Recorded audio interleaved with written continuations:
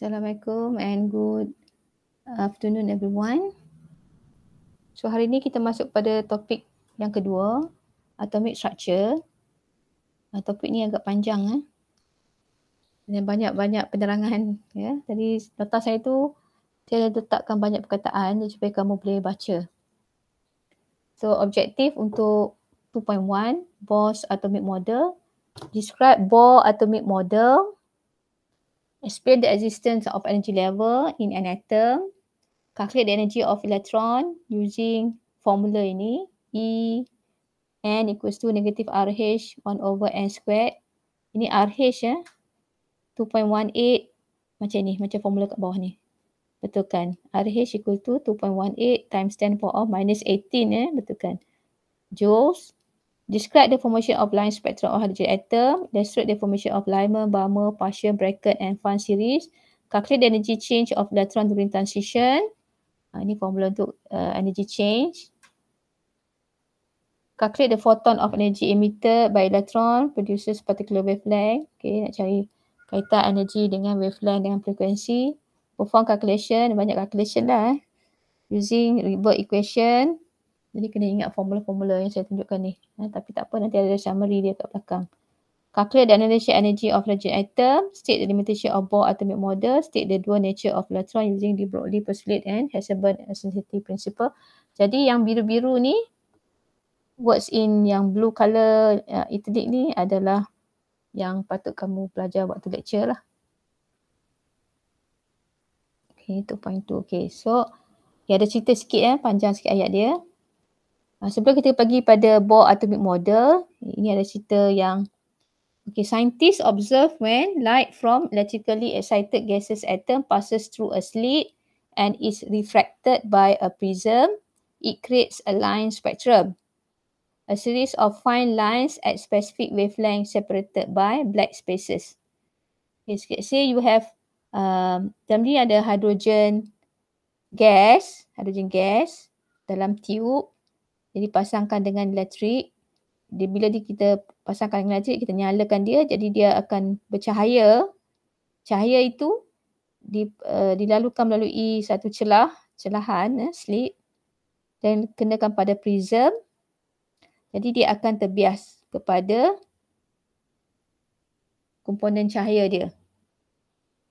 Dan dikenakan pada plate, kita panggil photographic plate. Macam filem lah. Dan kamu akan nampak dia dalam garis-garis. Nampak akan ada garis-garis yang dipisahkan dengan black space kat sini. So ada satu garis, and ada black, ada garis. Juga saintis ini Johannes Rydberg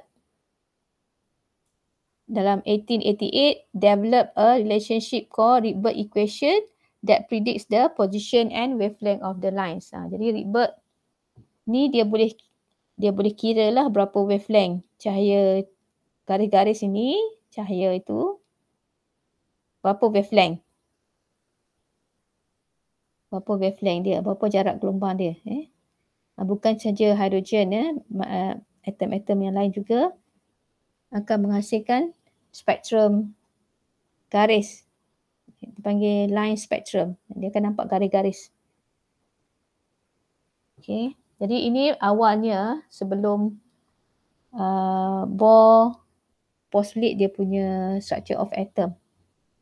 So dia dah memang dari dulu lagi memang dah nampak dah. Ini adanya bila cahaya tu dilalukan pada prism, dia akan nampak garis-garis spektrum yang terbentuk, dan kita boleh kira dia punya wavelength ni berdasarkan Rydberg yang telah dia jumpa dalam 1888 ni, macam mana nak kira wavelength tu. Jadi itu awalnya. Jadi kemudian datang Rutherford in 1911. Dia juga telah jumpa tentang atom ni. Dia menemukan nukleus kan, kamu dah belajar SPM. Dia menjumpai nukleus. Dia kata atom tu adalah ruang kosong dan massnya tertumpu pada center, pada nukleus. Nukleus tu adalah positive charge Jadi elektron berada pada orbit mengelilingi nukleus, tapi sayangnya dia kata orbit tu tak ada laluan tenaga yang tertentu. Dia tak terhad tenaga dia tu. Tak ada nilai tertentu bagi elektron. Jadi Rutherford ni tidak boleh menjelaskan sebab dia fokus pada nukleus, dia tak menjelaskan tentang elektron sangat.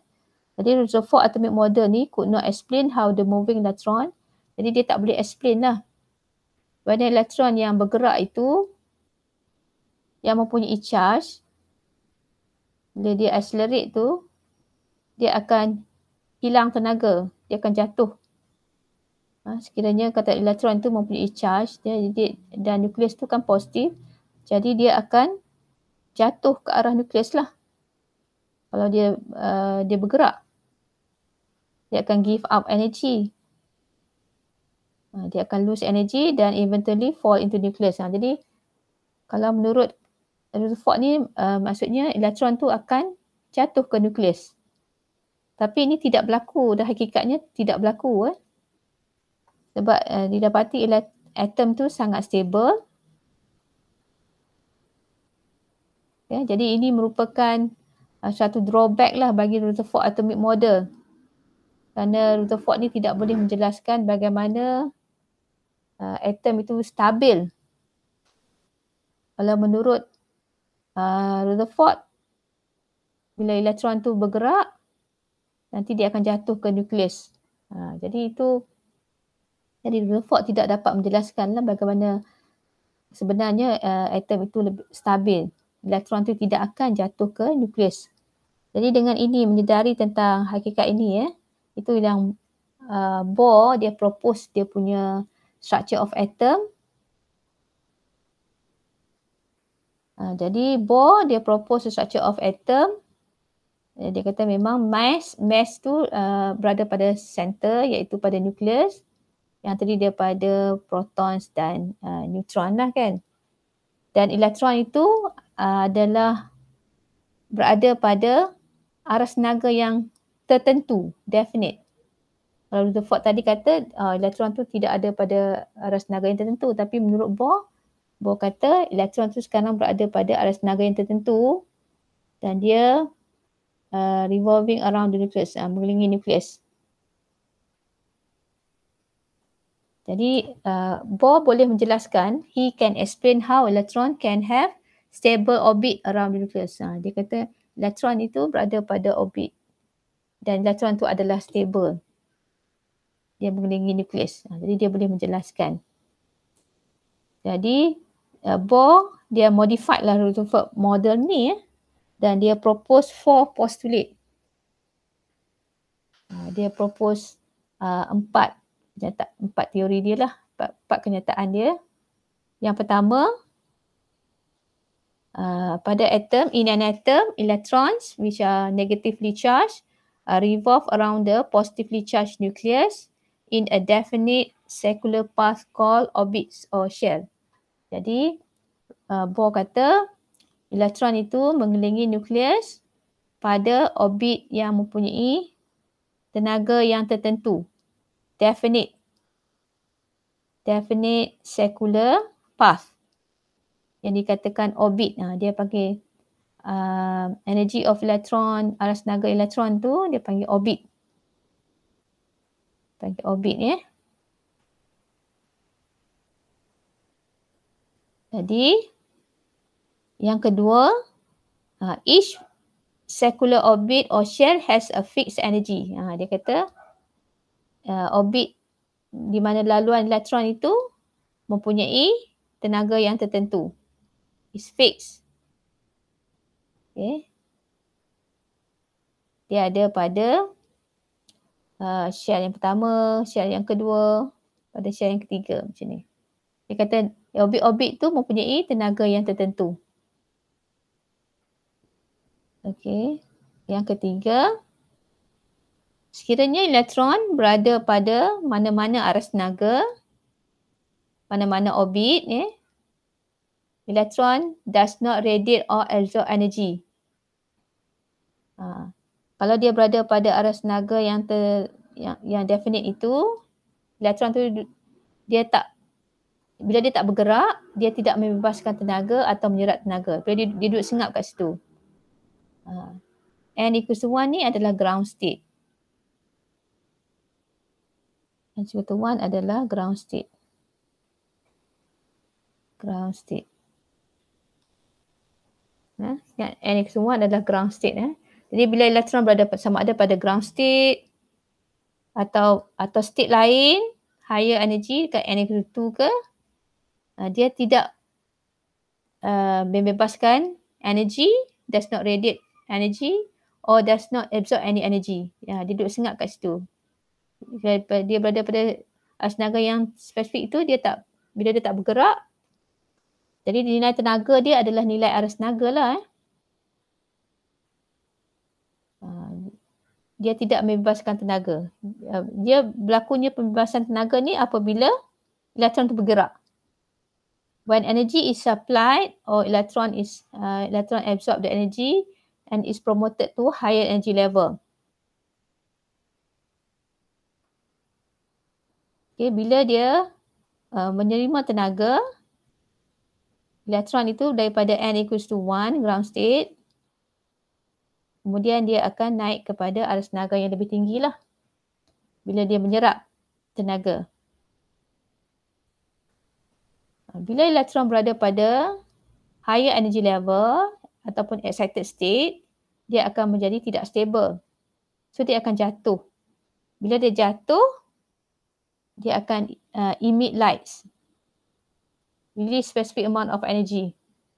So energy absorb atau release ni, we call it photon. Photon tu daripada cahaya, photon daripada elektron, cahaya elektron. Cahaya hasil daripada pergerakan elektron. Ini kita panggil transition of electron. Pergerakan elektron kita panggil transition of electron. From N=1 to N=2. From orbit 1 to orbit 2. Dia akan absorb the energy. Energy being absorbed. Dan tenaga dia absorb, so nilai dia positif. Kalau dia release energy from N=2 ke N=1 misalnya, so dia akan release energy. Reaction is exothermic. Dia akan release energy. Sebab N=2, N=3, N=4 ni tenaga tu semakin meningkat. Jadi kalau sekiranya dia turun ke bawah, lower energy level, jadi dia akan membebaskan tenaga lah.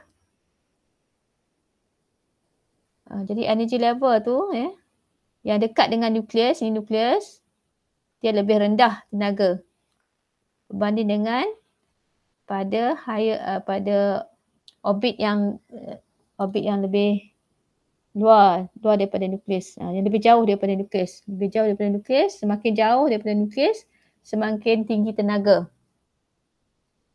Ini lower, yang lebih dekat dengan nukleus adalah lebih tenaga rendah.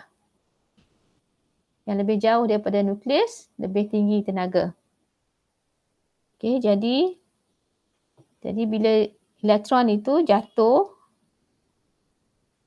turun ke bawah, maksudnya dia akan membebaskan tenaga.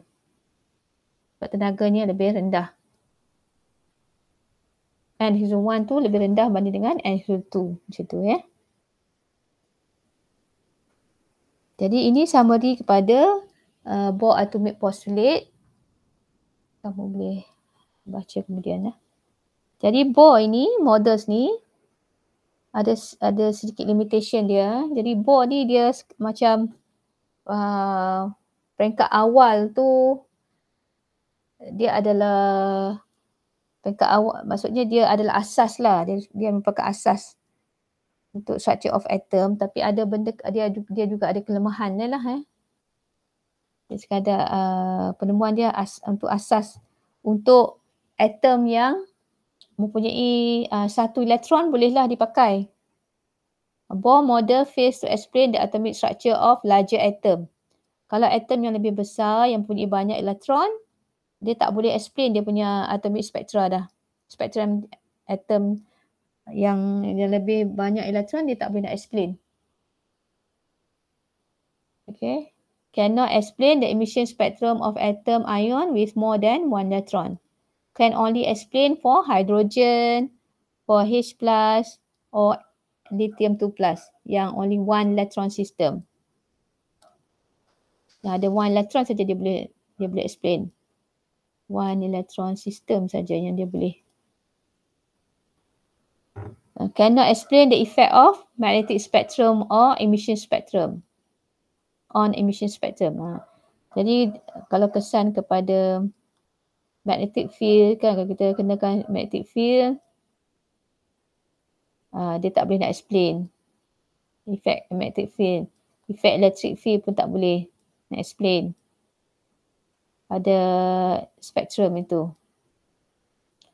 Dan juga dia tak boleh explain adanya ada garis-garis halus dekat spektrum.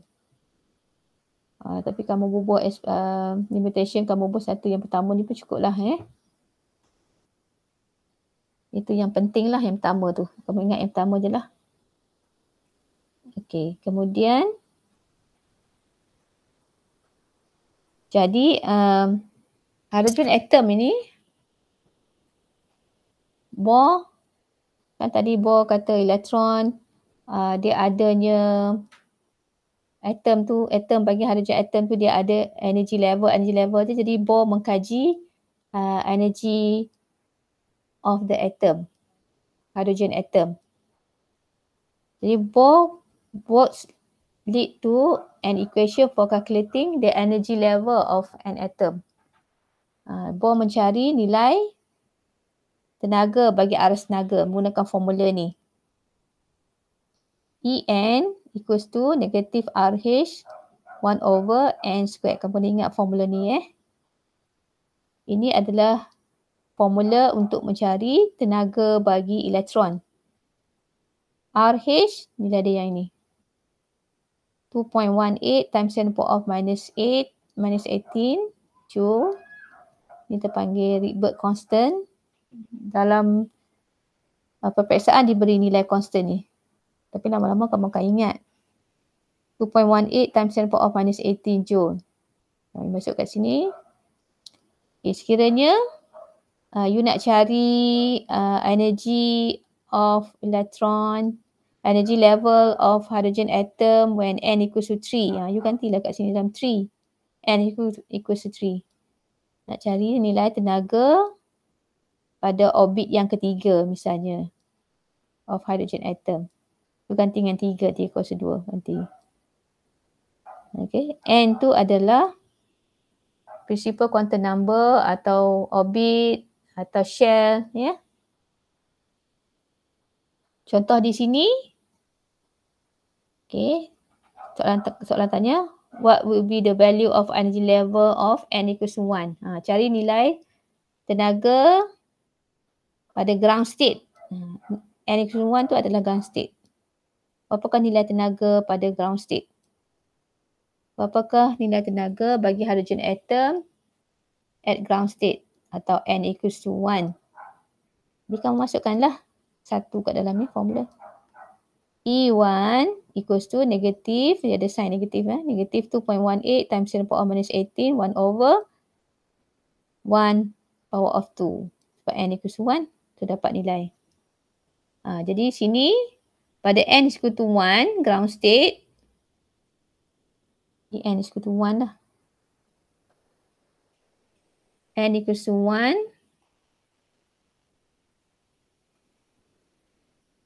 Iaitu ground state, nilai tenaga dia negative 2.18 times 10 power of minus 18 joules. Ini semua ni kali 10 kuasa tolak 18. Bila kita gantikan N equals to 2 pula, you akan dapat negative 0.55 times 10 power of minus 18 joules. N equals to 2. Okay. Maksudnya kamu nampak sini tenaga dia semakin meningkat. Ini dia jadi kan negatif 0.55 10 × 10⁻18. Semakin kurang negatif, makin meningkat. Okay, jadi ingat formula ini, formula untuk mencari nilai tenaga bagi orbit-orbit tu. Dan dia juga adalah nilai elektron pada orbit. Sekiranya elektron tu berada pada orbit tu. Okay, contohnya saya tunjuk kat sini. Hydrogen atom absorb energy and its electron are excited to third orbit. Calculate the energy of electron. Tengok soalan ni dia kata calculate the energy of electron at the excited state. Tadi dia cakap lah elektron tu bergerak kepada orbit yang ketiga. Jadi dia dalam keadaan excited.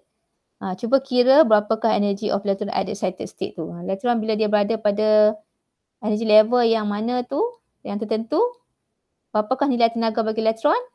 Nilai tenaga elektron tu adalah nilai aras tenaga. Jadi kita guna formula yang sama tadi tu.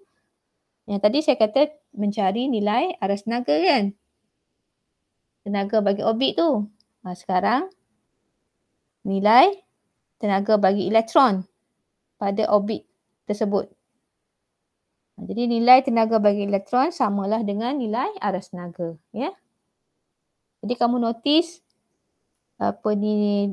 tenaga bagi elektron atau tenaga aras tenaga adalah negative sign.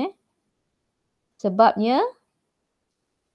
bila elektron tu berada pada infinity, E equals to infinity, maksudnya elektron tu berada jauh daripada nukleus, tenaga dia adalah kosong. Dia dah bebas daripada nukleus, jadi elektron tu berada, tenaga dia adalah kosong. Jadi sekiranya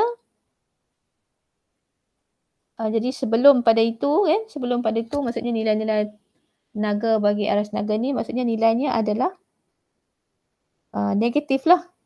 Sebab lebih kurang daripada kosong. Sebab itu nilai-nilai tenaga tu adalah negatif. Sebab dia kurang daripada kosong. Lebih kecil daripada kosong. Sebab kosong adalah apabila elektron tu berada jauh daripada nukleus. Itu pada infinity. Okey. Okey. Kemudian kita nak lihat bila elektron itu bergerak, berapakah tenaga yang diabsorb ataupun yang dibebaskan. Jadi untuk mencari nilai tenaga yang terhasil, yang dibebaskan atau yang diabsorb itu adalah sebenarnya formulanya adalah delta E equals to E final minus E initial. Difference in energy. Perbezaan dua aras tenaga itu memberikan tenaga yang dibebaskan ataupun yang diserap apabila elektron itu bergerak. Okey.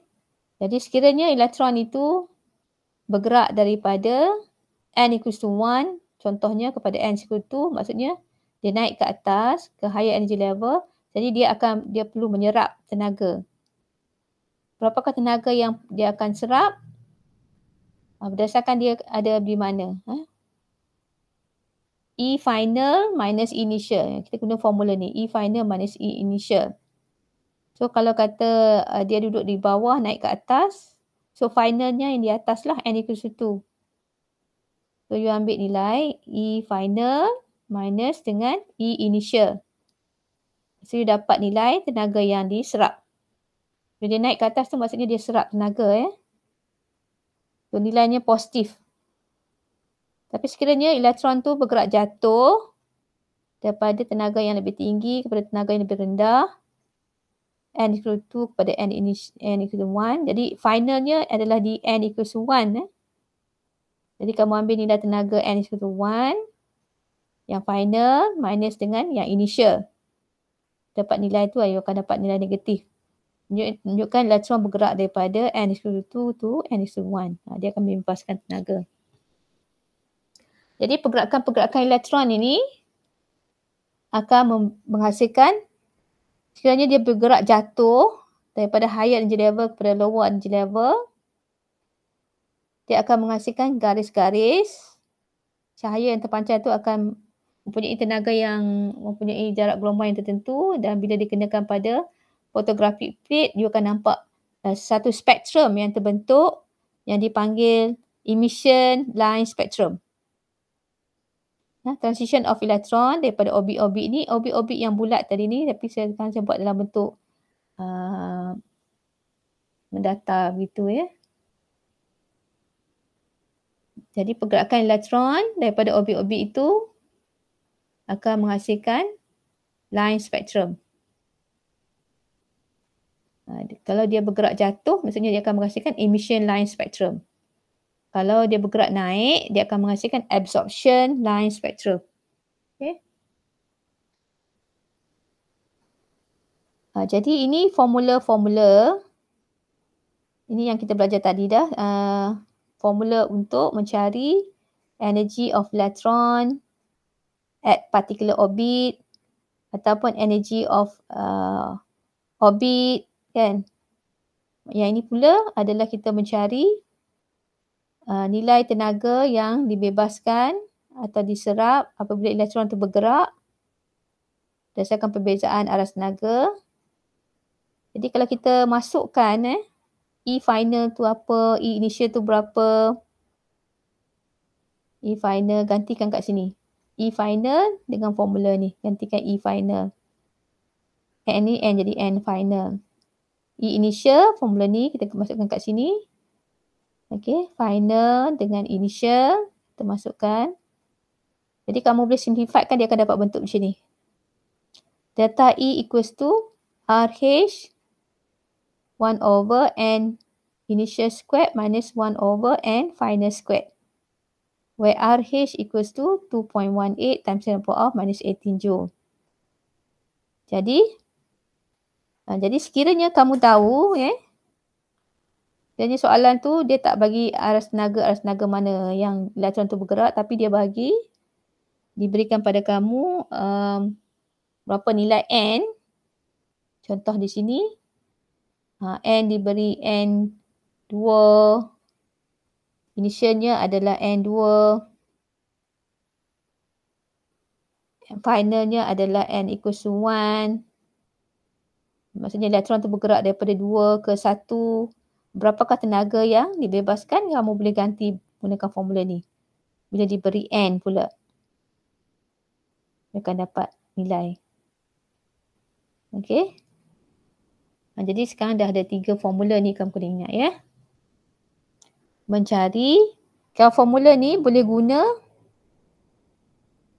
mungkin kamu nak cari delta E bila dia beri nilai N, final dan initial. Atau mungkin kamu nak cari N initial sekiranya diberi delta E dan N final. Kita boleh cari sama ada delta E, nak cari N initial atau N final. Okay, ubah sesuai formula ni ya. Jadi how the model explain line spectrum? Macam mana Bohr's atomic model tu menjelaskan tentang line spectrum yang terbentuk? Kamu boleh baca lah ayat-ayat ni. Saya go through. Bohr models provide an explanation for the creation of line in the line emission spectrum. Bohr model boleh menjelaskan tentang pembentukan line spectrum. When an electron moves to an orbit closer to the nucleus, the atom's energy changes from higher state to lower state. Jadi hydrogen atom tu dia hydrogen atoms kan banyak atoms lah, banyak atom hydrogen. Setiap satu atom mempunyai satu elektron. Okey, jadi bila atom hydrogen ni kita bagikan dia tenaga, kita kenakan elektrik yang macam lampu tadi, kita pasangkan elektrik. Jadi atom itu lampu tu akan menyala, maksudnya atom tu dia akan menyerap tenaga. Jadi elektronnya tu akan bergerak. Dia akan bergerak daripada lower to higher, dia naik ke atas. Kemudian bila dia dalam keadaan higher state, dia akan jatuh ke lower state. Itu yang akan menghasilkan cahaya. Jadi cahaya yang dipancarkan itu, energy emitted, kita panggil photon, of a specific wavelength. Dia mempunyai wavelength yang spesifik. Dia akan jadi macam, dia akan bentuk line spectrum tu lah, producing a line in the atom's line spectrum. Dia akan nampak garis-garis sebab setiap garis tu berdasarkan certain jarak gelombang. Jadi, since there are only certain energy level in hydrogen atom, only certain quantities of energy and photon of certain wavelength can be emitted as the electron transition from one orbit to another. Since an atom's energy is not continuous, but rather has only certain state, and atomic spectrum is not continuous. Okay, jadi atomic spectrum, emission spectrum of hydrogen atom itu, you nampak garis-garis sebab atom ni mempunyai garis, dia mempunyai tenaga yang tertentu lah. Dia ada orbit-orbit dia. Elektron berada pada orbit-orbit tu, jadi orbit-orbit tu pada arus tenaga yang tertentu. Jadi bila elektron tu bergerak, bergerak jatuh, bergerak dari satu arus tenaga ke arus tenaga, jadi kamu akan nampaklah garis-garis sebab tenaga bagi elektron tu dia spesifik. Maksudnya dia dah fix dah berapa tenaga yang terbebas tu. Jadi akan menghasilkan certain wavelength. Jadi kamu akan nampak line spectrum. Okay, jadi ini ada ayat sikit lagi. Bagaimana Bohr menjelaskan pembentukan 3 series bagi hydrogen atom. Altogether ada 5 lah, tapi di sini Bohr dia menjelaskan 3 je. Spectrum, line spectrum of hydrogen atom tu ada 3 series yang dijelaskan oleh Bohr. Jadi dia jelaskan macam mana terbentuknya 3 series ini. Okay. When a sample of hydrogen atom, kan, dalam lampu tadi dia ada hydrogen molekul asalnya. Lepas tu bila kita pasangkan elektrik, molekul tu akan jadi atom. Jadi bila atom itu dia akan menyerap tenaga. Jadi atom tu mengalami excited, kita kata. Hydrogen atom is excited. The atom absorb the different quantities of energy. Jadi atom ni dia menyerap tenaga yang pelbagai. Jadi atom tu kan ada banyak dalam tu. Jadi setiap satu atom ada satu elektron. Setiap elektron tu mempunyai satu elektron. Jadi dia akan menyerap tenaga yang pelbagai. Jadi ada elektronnya pergi ke n equals to 1. Ada elektronnya pergi kepada n equals to 2. Ada elektronnya pergi n equals to 3, macam tu.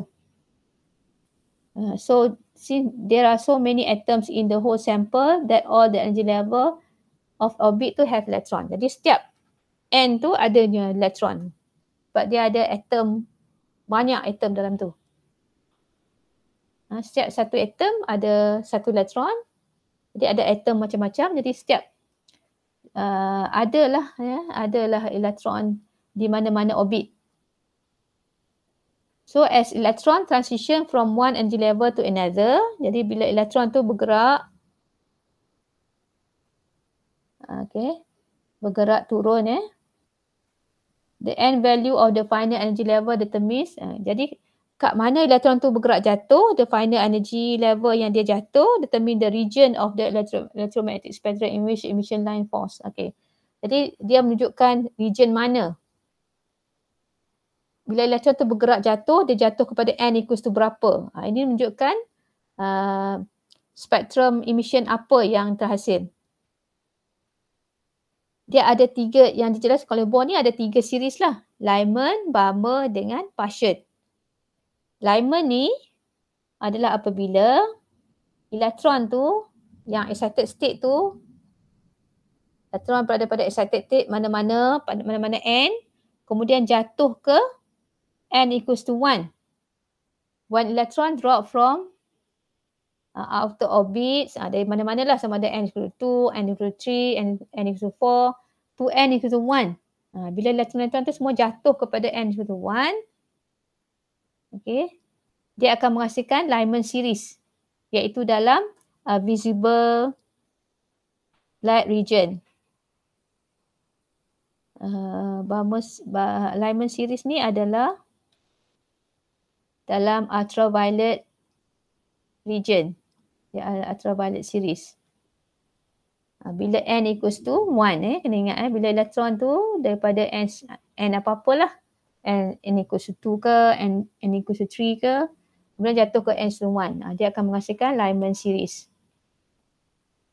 dalam ultraviolet region. Okay, sekiranya elektron tu pula dalam keadaan excited tu kat mana-mana n, kemudian jatuh ke n equals to 2, orbit yang kedua, jadi ini akan menghasilkan Balmer series dalam visible region, dalam cahaya nampak. Dia ada wavelength dia lah, region dia apa tu, nanti kita tengok. Okay, dan third one, apabila elektron pada excited state mana-mana kemudian jatuh ke n equals to 3, orbit yang ketiga. Okay, jadi dia akan menghasilkan Paschen series dalam infrared series. Dalam infrared. Ini kamu tengok, saya ada summary-kan dah ni yang ni. Okay, ini maksudnya tadi kan, yang 3 series tadi kan, sekiranya dia jatuh pada n equals to 1, maka dia akan menghasilkan, tak boleh nak tulis ni, dia akan menghasilkan ini dia akan menghasilkan Lyman series menjatuh ke n equals to 1. Jadi gambar yang ini A dengan B ni sama lah A dengan B ni sama, menghasilkan Lyman. Cuma yang ni dia tunjukkan orbit tu nampak circular orbit. Nampak sama je. Yang ni orbit tu sekarang dia buat flat je macam tu. Yeah. Ni n equals to 1. Ini n equals to 1. Ni n equals to 2. N equals to 3. Etc.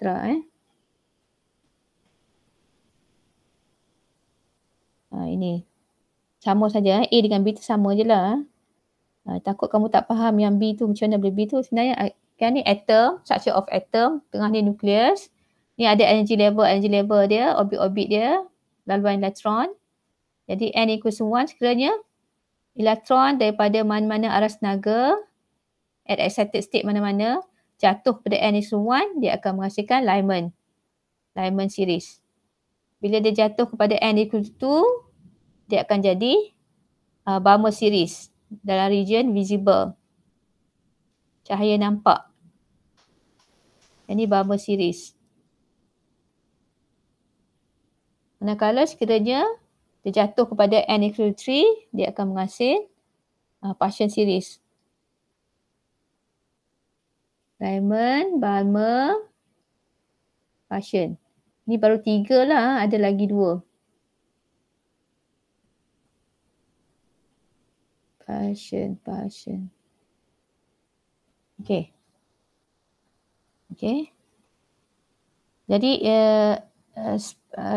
series of spectral atom of hydrogen ni, spectrum atom hydrogen ada 5 series.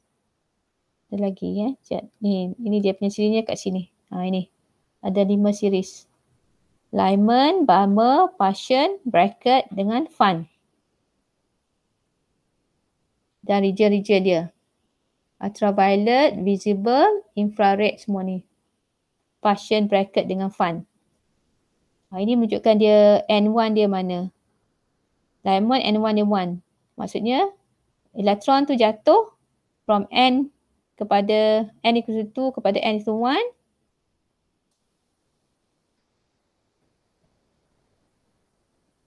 Dia akan memberikan garis yang pertama. Transition of electron daripada n is equal to 2 kepada n is equal to 1 memberikan garis yang pertama pada Lyman series. Dia kena ingat dia punya, kamu hafal dia punya kedudukan Lyman, Balmer, partial bracket fun ni. Lyman balik, buatlah apa-apa, Lyman balik, pasar, bawah, payung ke, whatever. Supaya you ingat N1 dia berapa. N1, N2, N1 untuk Lyman, untuk Balmer, untuk partial, untuk bracket, untuk fun. Okay, kita patah balik lagi. Okay, ini ya. Jadi saya terangkan kamu ini kan. Ini saya tunjukkan ini bagaimana pembentukan line, ulang balik sebenarnya ayat-ayat tadi pun dah terang kan, bagaimana pembentukan line spektrum itu. Jadi bila apa yang dikatakan line spektrum lah. What is a line spectrum? Bukan pembentukan ini, what is, how you define line spectrum? Macam mana nak define line spectrum tu apa? A line spectrum contains discrete line. Ini bawah ni gambar line spectrum lah. It contains discrete line. Maksudnya dia ada garis-garis halus. Separated by blank area atau dark area atau blank area. Ada garis-garis dipisahkan oleh blank area atau dark area. Each line correspond to specific wavelength. Setiap satu garis ni menunjukkan satu wavelength ataupun frekuensi of light emitted from the transition of electron. Jadi bagaimana terbentuk line-line ni? Dia sebenarnya adalah cahaya lah, cahaya yang dipancarkan apabila elektron tu bergerak daripada satu arah senaga ke arah senaga yang lain. Kalau kita bercakap tentang emission, maksudnya elektron tu jatuh lah. Ni. Ini yang diberikan gambar ni adalah Balmer series dalam region visible. Jadi you punya garis-garis tu akan ada nampak berwarna. Kalau yang lain, dia akan nampak putih sahajalah. Yang Lyman, yang lain partial semua tu, bracket, fun semua tu, kita akan nampak garis putih. Sebab dia ada photographic plate ni warna hitam, jadi kamu akan nampak putih saja garis-garis tu. Tapi untuk yang Balmer series, kamu akan nampak garis-garis tu ada nampak bercahaya, nampak berwarna. Ada warna merah, hijau, biru. Ni apa ini? Dia ada warna-warna dia Jadi bagaimana Balmer series ni terbentuk Ingat tadi Balmer series bila elektron daripada excited state jatuh kepada n equal to 2. Jadi garis yang pertama, ini kita panggil garis yang pertama.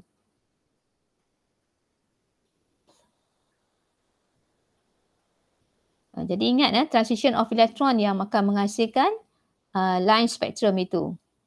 Sebab transition of electron itu akan menghasilkan foton atau cahaya. Cahaya itu mempunyai fixed wavelength. Okay, so ini adalah first line. Kita panggil ni first line. First line untuk Balmer series.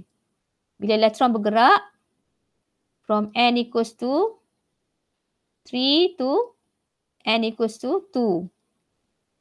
Daripada third orbit kepada second orbit. Semuanya balik kepada 2. Balmer series ni semua balik kepada 2. Kan? Ingat tadi? Lyman balik kepada n equals to 1. Tapi kalau Balmer semua balik kepada 2. Tapi sekiranya transition dia daripada 3 ke 2. Maksudnya dia akan menghasilkan garis yang pertama. Ini garis pertama.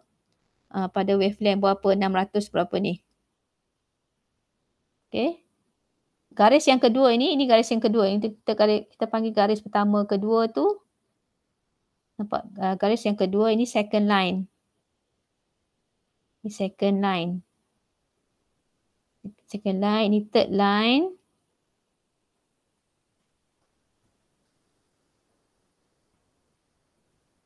Third line. Sorry. Third. Ini third line. Ini fourth line.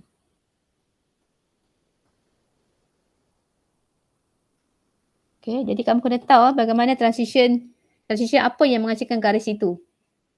3 ke 2, first line. 4 ke 2, second line. 5 ke 2, third line. 6 ke 2, fourth line. Okay. Bagi Balmer Siri. Jadi bezakan line tu adalah spectral line. Kita panggil line. Tapi sini orbit. First orbit atau n equals to 1. First orbit. Atau first energy level. Boleh. Atau first orbit atau first shell. Yang ini n equals to 2 adalah second orbit. Second energy level. Second shell. N equals to 3. Third shell. Third energy level. Third orbit.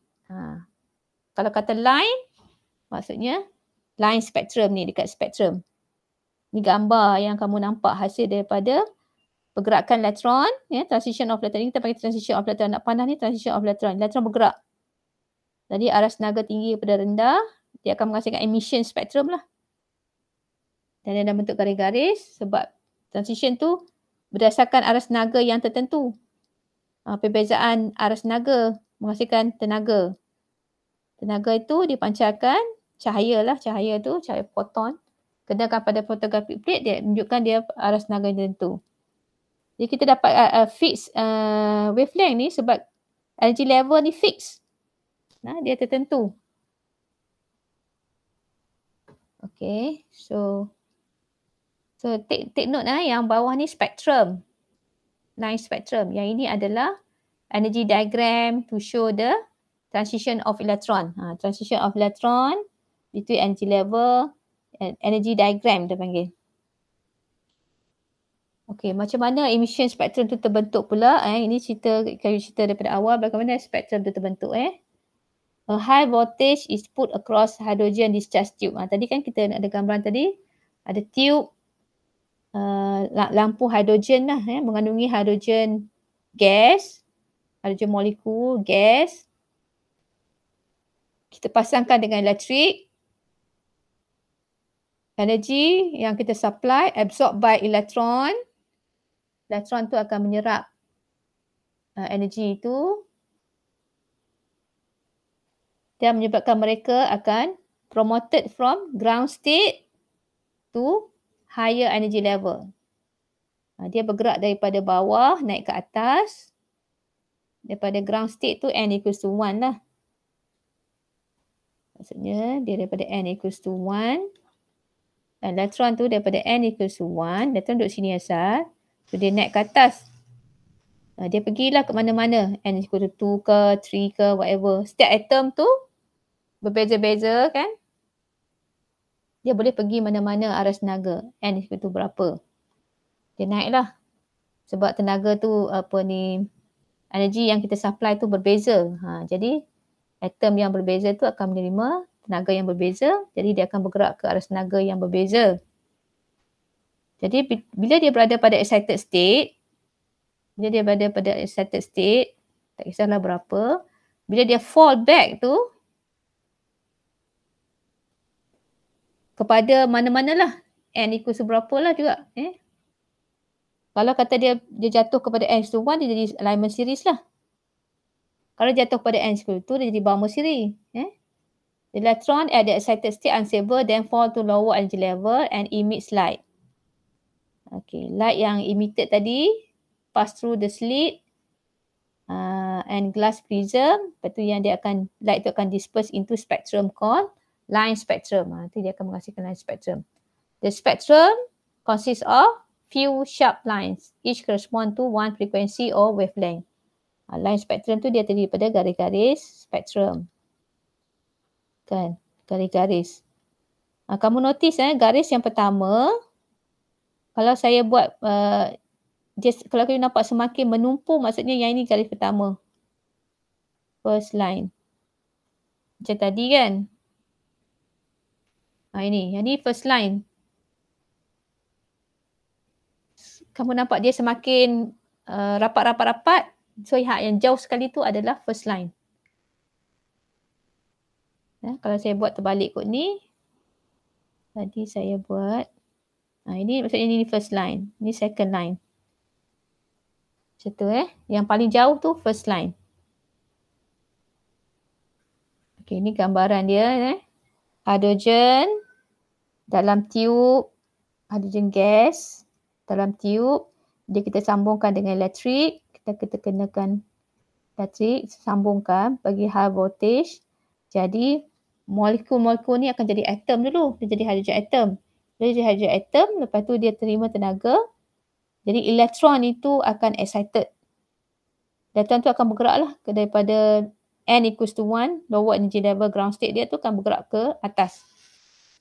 Jadi oleh kerana kita ada macam-macam atom kat dalam ni, beribu-ribu atom kan. Ada banyak atom-atom. Setiap atom tu ada satu elektron. Tapi tenaga tu pelbagai, jadi elektron tu akan bergerak ke arah tenaga yang pelbagai lah. Kemudian dia akan menghasilkan cahaya. Dia akan pancarkan cahaya. Bila kata elektron tu bergerak jatuh daripada higher energy level kepada lower energy level, jadi dia akan bergerak jatuh tu, dia akan emit lights. Light tu yang dikatakan cahaya itu, kita akan lalukan ke celahan untuk ambilkan sedikit. Kan, untuk kita ambil yang pada jarak gelombang pada tenaga yang tertentu ini. Maksudnya kita lalukan cahaya tu kepada laluan slit. Okey, kemudian kita biaskan dia melalui prism, jadi kita akan nampak cahaya itu sebenarnya terdiri daripada beberapa jarak gelombang. Kita kenakan pada photographic plate, kamu akan nampak garis-garis. Jadi satu garis ni satu jarak gelombang atau frekuensi. Yang saya tunjukkan sini yang berwarna ni menunjukkan dia adalah Balmer series lah. Kalau Balmer series you nampak line color-color ni. Balmer series sebab dia dalam region visible, yang you boleh nampak warna dia. Okay, jadi ini tadi saya terangkan. Jadi kamu kena ingat apakah series bagi spektrum atom hidrogen. Ada 5 series, Lyman, Balmer, Paschen, Brackett, Fan.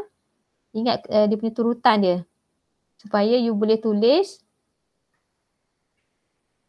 Untuk Lyman, maksudnya elektron tu akan fall back to N equals to 1. Okay.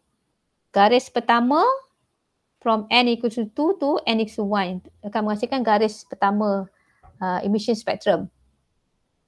Bila N equals to 3, 4 to N equals to 1, dia akan menghasilkan garis yang kedua.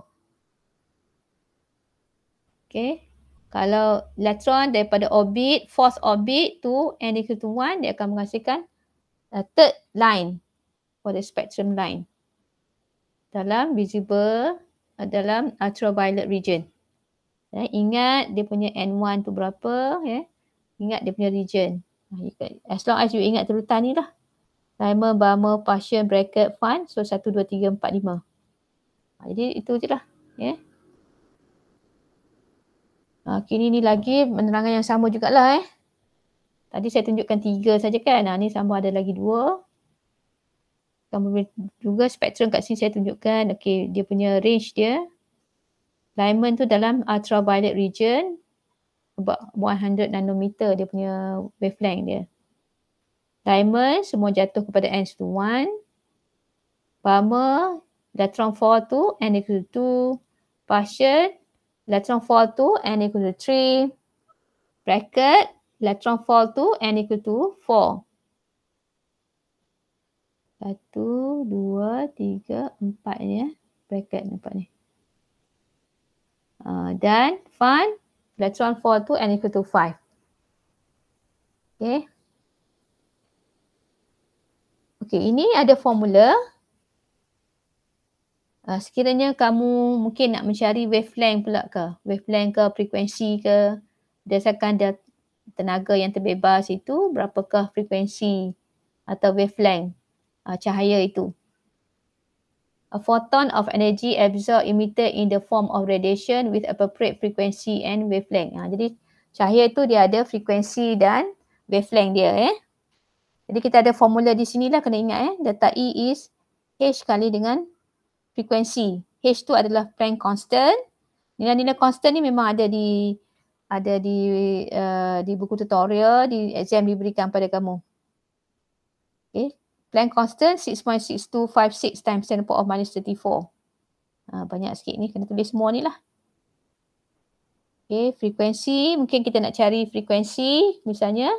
So delta E diberi difference in energy yang terbebas tu diberi. Planck constant memang dah ada, so dapat cari frekuensi. Atau juga mungkin kamu nak mencari wavelength ke? Jadi hubungan frekuensi ni, frekuensi adalah C over lambda. Frekuensi is C over lambda. Nampak kat situ frekuensi adalah C over lambda. Kita gantikan frekuensi tu dengan C over lambda. Sekarang kita boleh cari wavelength pula. Let's say kamu ada diberi data E, nak cari wavelength of cahaya itu. Okey, berapa? Masukkan dalam formula ni lah. Contoh di sini kan. Okey. Calculate the wavelength and frequency if the energy emitted by transition of electron is. Okey, dia bagi tenaga yang dibebaskan. Negative 1.635 times 10 to the power minus 18. Berapakah wavelength dengan frekuensi tenaga yang dibebaskan ni? Okey, jadi kita guna formula delta E sama juga dengan H kali frekuensi. Kita nak cari apa? Nak cari frekuensi dulu. Okay, bila you masukkan nilai tenaga tu, you jangan bawa masuk dia punya sign sekali. Sebab frekuensi kita dan wavelength kita ada nilai dia positif. So, leave the sign negatif tu. Ambil tenaga, nilai je. So, delta E adalah 1.6356 kan. Over the Planck constant, kita dapatlah nilai frekuensi. Unit dia adalah per second. Frekuensi unit dia per second. Sebab tadi Planck ni adalah joule per second. Yang ni adalah joule, so cancel, so kita dapat per second. Frekuensi adalah per second, unit dia. Okey. Kalau sekarang kita nak cari pula wavelength, kita dah ada frekuensi, kita gunalah hubungan frekuensi dengan wavelength. Frekuensi is C over lambda. So wavelength, lambda is C over frekuensi. Masuk. So you dapat wavelength dalam unit meter, sebab sini meter per second. So sekarang ni kamu kena careful dengan unit. Tengok unit-unit dia apa. Speed of light ni C meter per second. So you punya frekuensi per second. Jadi you dapat unit wavelength tu dalam meter. Kalau kamu nak convert dalam nanometer, misalnya nak nanometer, you kena kali dengan 10 kuasa 9. Sebab 1 meter, note 1 meter adalah 1 times 10 to the power of 9 nanometer. Nanometer tu sangat kecil. So, kena kali 10 kuasa 9 untuk kita convert kepada nanometer. Okay. So, be careful. Sekarang ni dia unit tu kena careful. Okay, ini sekarang pula nampak banyak sikit Sabut sikit. Okay, tadi ini formula delta E. Dia ada N initial dengan N final kat dalam tu.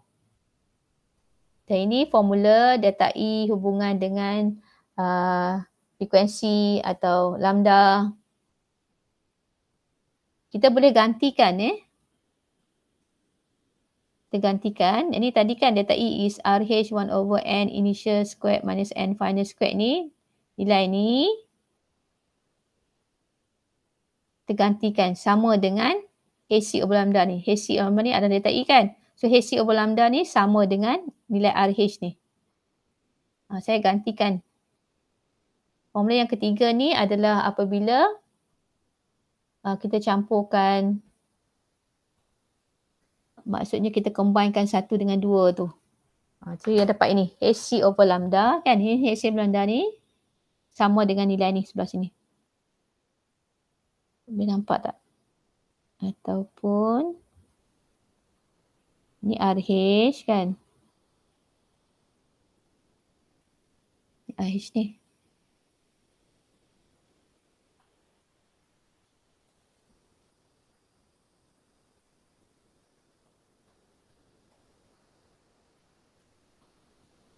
Ni HC over lambda.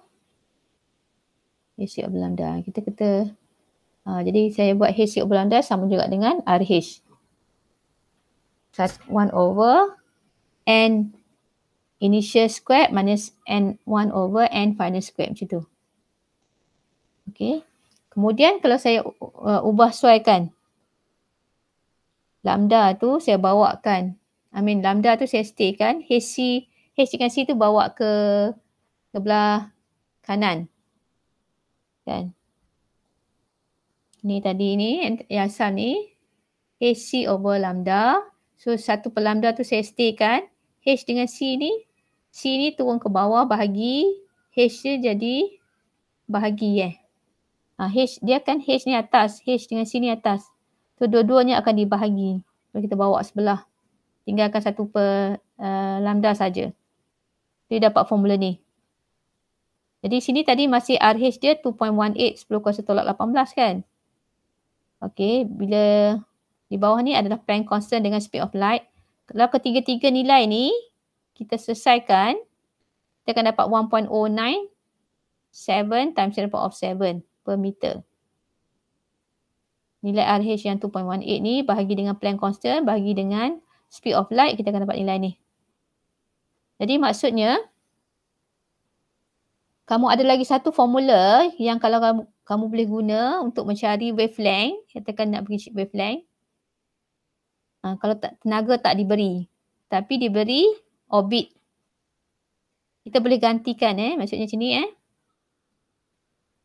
untuk kita mencari lambda. Lambda kan nilai dia positif. Jadi N initial itu kamu gantikan dengan N1. N final tu mesti ganti dengan N2. Tukar sekarang formula ni. Kalau kata wavelength, kamu kena buat N1 dengan N2. Bukannya initial final. Okay. N1 mestilah kurang daripada N2. Sebab kita nak jadikan wavelength ni positif. Sentiasa positif. Tak ada ni wavelength dia negatif. Tak ada wavelength. Wavelength positif. Jadi kamu kena tukarkan formula tu menjadi formula macam ni. 1 over lambda equals to RH. RH sekarang dalam bentuk meter. Untuk mencari wavelength. Jadi ini formula untuk mencari wavelength. Nak cari lambda. Sama ada mencari lambda atau mencari orbit. Orbit yang orbit yang awal. Orbit yang lebih kecil atau orbit yang besar. Ni. Orbit yang lebih kecil atau orbit yang lebih besar. Tak ada dia beri tenaga. Sekarang dia bagi lambda. Macam ni nak kira. Pakai formula ni lah. Rydberg equation. Kalau macam tadi, kalau data E, initial final ni dia boleh ikut keadaan lah. Dia duduk mana. Initialnya kat mana elektron tu. Finalnya nanti elektron tu bergerak ke mana. Turun ke bawah ke, naik ke atas ke, you boleh cari. Jadi data E tu dia boleh, kalau kata you initial final, initialnya di bawah, elektron dia bawah, naik ke atas, you akan dapat data E jadi positif. Tapi kalau initialnya atas, lepas turun ke bawah, you akan dapat data E ni negatif. Tapi bagi lambda, sentiasa positif, jadi kita tak bolehlah buat initial final kat sini Walaupun dia tekan kat sini, kalaupun elektron dia N equals to 1, N equals to 2. Kalaupun elektron berada pada N equals to 2, bila dia jatuh ke bawah pada N equals to 1. Jadi dekat N1 ni kamu kena letak 1. N2 ni kamu kena letak 2. Macam tu ni Kamu kena tengok. N1 mesti kecil daripada N2. Jadi kalau elektron tu bergerak daripada N equals to 2 kepada N equals to 1, maksudnya N1 dia tu adalah 1 lah. N2 tu adalah 2. Okay. Notice ini RH dia dah berubah. Jadi RH ada 2 RH lah. RH untuk tenaga, kita guna 2.18 10 kuasa tolak 18. Untuk formula tenaga. Untuk data E ke, untuk E ke. Kalau kata untuk wavelength, pakai formula ni.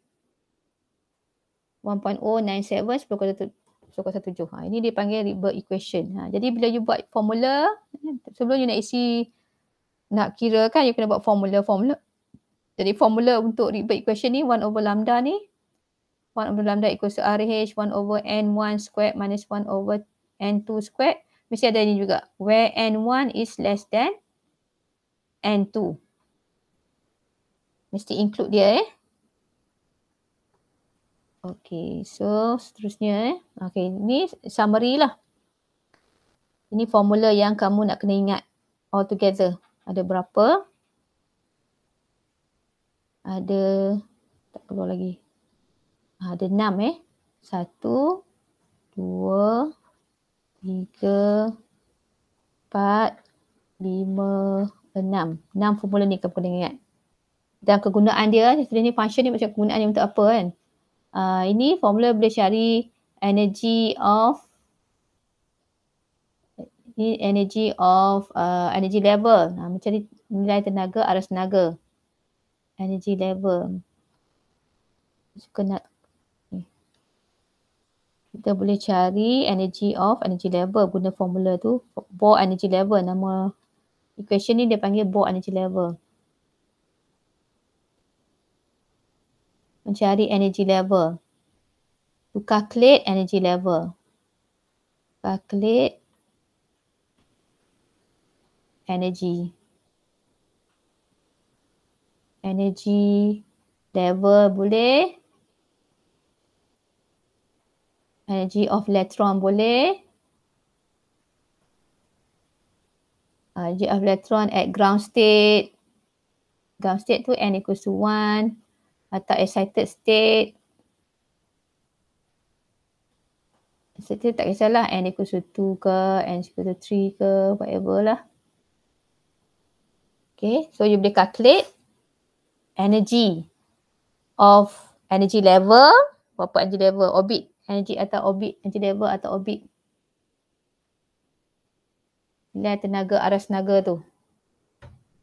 Atau tenaga bagi elektron pada arus tenaga tersebut. Delta E ni equals to E final minus initial. Ingat final minus initial. Ini kita nak kira tenaga transition tu. Energy of the energy release atau energy absorb.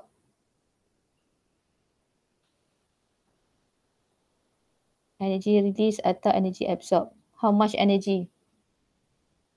Energy release atau absorb, you nak kira berapa? What's the difference? Berdasarkan transition dia tu. Ni kalau dia beri, dia tak bagi orbit, dia bagi tenaga. Tenaga tu dia bagi tenaga. So berapakah tenaga yang dibebas atau yang diserap berdasarkan perbezaan arus tenaga. E final minus E initial. Kamu tengok. Ya. Kemudian yang ini delta E equals to RH 1 over N initial squared minus 1 over N final squared. RH nya adalah 2.18 times 10 power minus 18 joules. Okay, kamu boleh cari energy release atau energy absorb bila diberi orbit-orbit tu. Normally kita bercakap tentang energy release sajalah dia punya syllabus. Sebab you bercakap tentang emission spectrum. Possible dua-dua. Energy absorb atau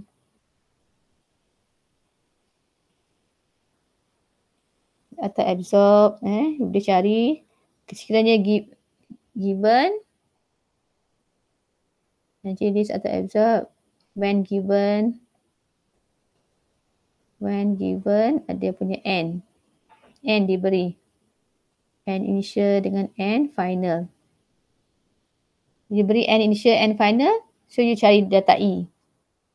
Atau juga you boleh cari N initial, N final boleh cari if you are given delta E.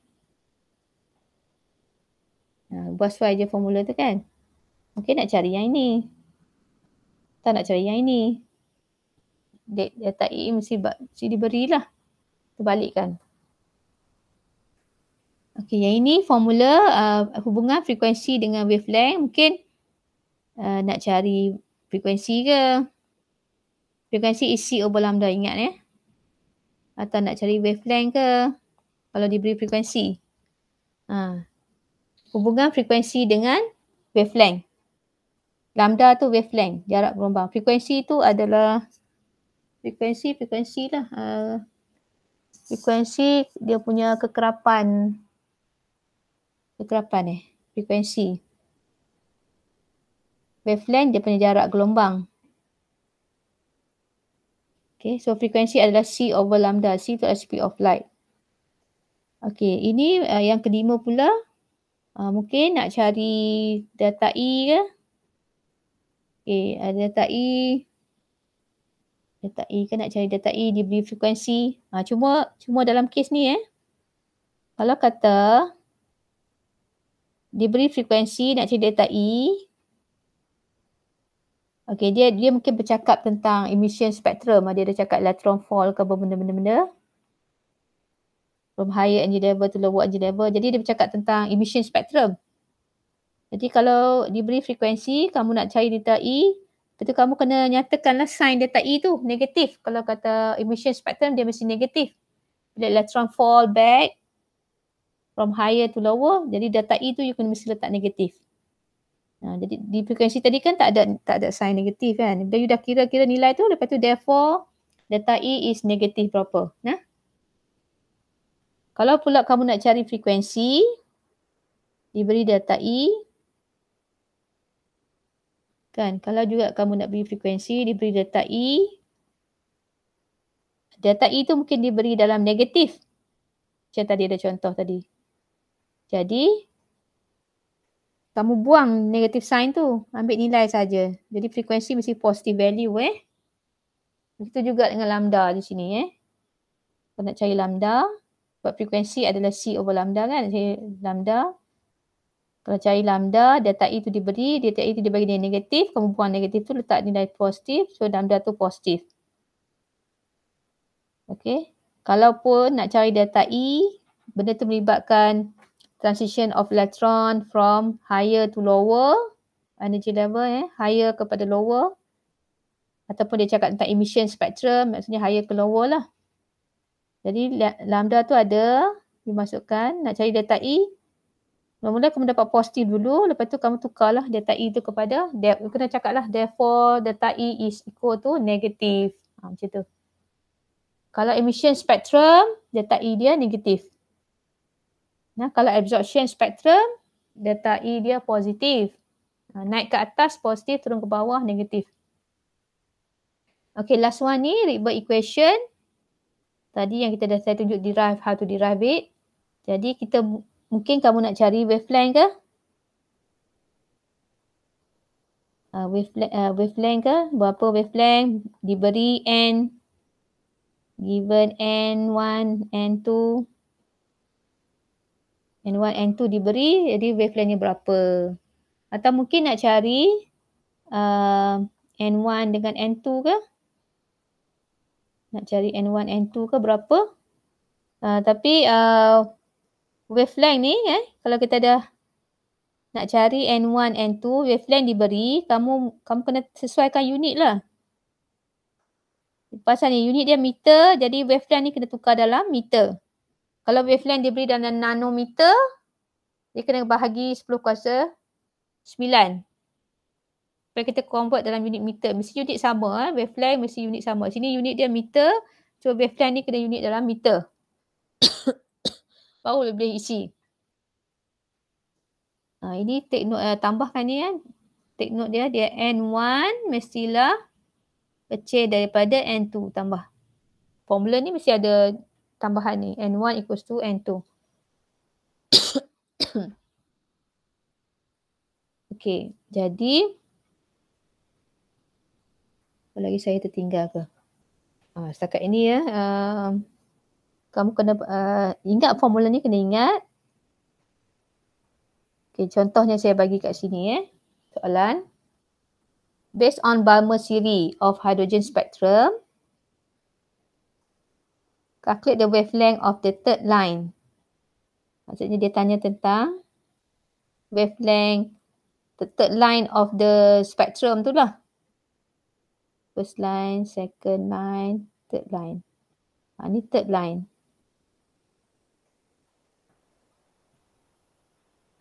Balmer series, Balmer series. Kamu tahu Balmer series semuanya jatuh kepada n equals to 2 kan? Dia punya n1 dia.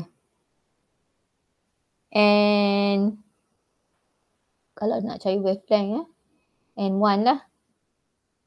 Akan jatuh kepada 2. Kalau wavelength tu n1 dia equals to 2. N1 dia equals to 2. Kalau wavelength, cakap tentang wavelength. Wavelength kita kata N1, N2.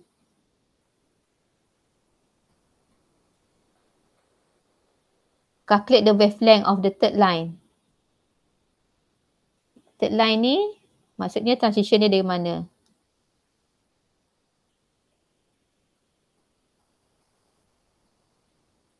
Okay, maksudnya kan dia kan N1 equals to 2. N2 tu berapa? Kalau 3 to 2 tu first line. 4 to 2 second line. 5 to 2 to third line. Jadi 5 to 2 third line. Jadi kita tak keluar formula dia. Jadi kita isikan lah. Carikan lambda. Banyak lambda. Gantikan N1 equals to 2, N2 equals to 5. Dapatlah wavelength dalam meter. Okay, sekarang diberi frekuensi.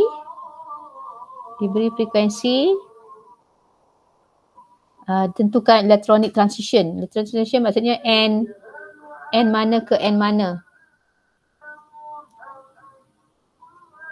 Okay. Gunakan hubungan frekuensi adalah C over lambda. Atau kita boleh bukakan dia sikit. Frekuensi adalah C times 1 over lambda. C over lambda ni maksudnya C kali 1 over lambda. Di frekuensi adalah C kali 1 over lambda. 1 over lambda tadi kan yang formula ni, RH. Ni 1 over lambda lah. RH ni 1 over lambda. Ni adalah 1 over lambda. 1 over lambda adalah RH. Dia tak muat nak selesaikan kat UR. Tak boleh nak buka, nak tulis formula ni tak, sebab dia tak muat sini. So 1 over lambda adalah RH. Yang ni RH kali dengan 1 over N1 minus N2 kuasa 2 masing-masing. Ni kuasa 2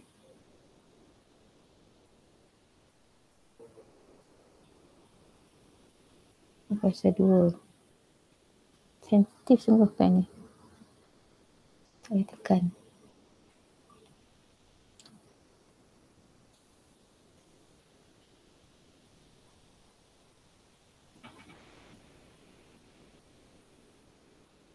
Jadi dia tanya electronic transition sebab dia kata sini Balmer series, maksudnya N1 dia equals to 2. N1 dia equals to 2. Ini kena tak 2. Dari 2 kuasa 2. Yang ni yang kita nak cari. N2 sama juga dengan berapa. So that kita tahulah transition dia. Frekuensi diberi per second. Frekuensi diberi dalam per second. C kali dengan RH dalam unit meter. Formula ni formula ni. Lupa kat sini. Okay. Kita mencari N2.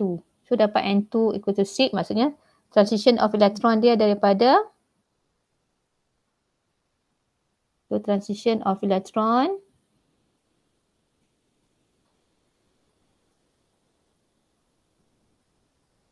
Sensitif sangat. Transition of electron from n equals to 6 to n equals to 2 lah yang akan menghasilkan frekuensi of 7.315 ni. Electron tu bergerak daripada n equals to 6 to n equals to 2. Sebab kita dapat tadi n2 equals to 6.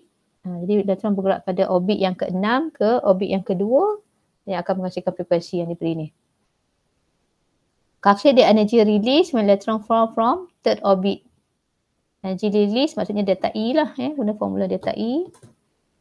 RH equals to 1 over n initial squared minus 1 over n final squared. Itu delta E dia initial dengan final. Dia kata from third orbit.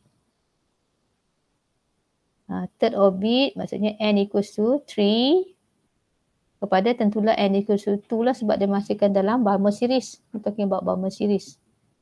So kita bubuh n initialnya 3, n finalnya 2. Gantikan nilai RH nya 2.18 times 10 power minus 18. So you dapat nilai, mesti akan dapat negatif lah. Negatif 303 times 10 power minus 19 joules. So itu dia penggunaan formula-formula tu kamu kena tahu ni nak pakai formula apa. Kadang-kadang ada berbagai cara lah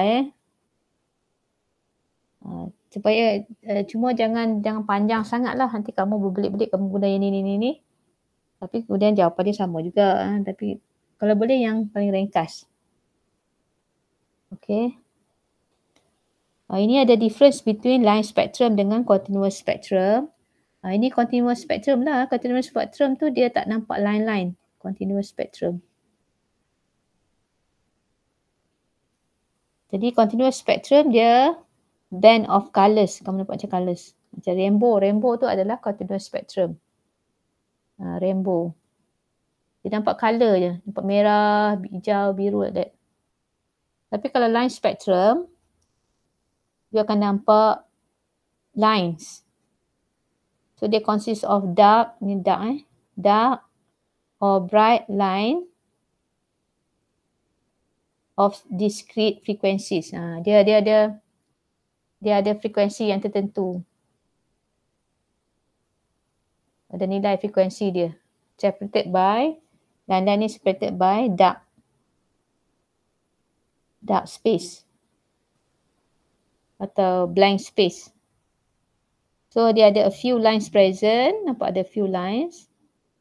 Dan ni kalau continuous spectrum tu semua wavelength ada dalam ni. Lepas tu tak nampak garis-garis. Dia bersambung-sambung. Separated by blank area. Yang ni ada blank area, ada hitam ni. Ni tak ada. So source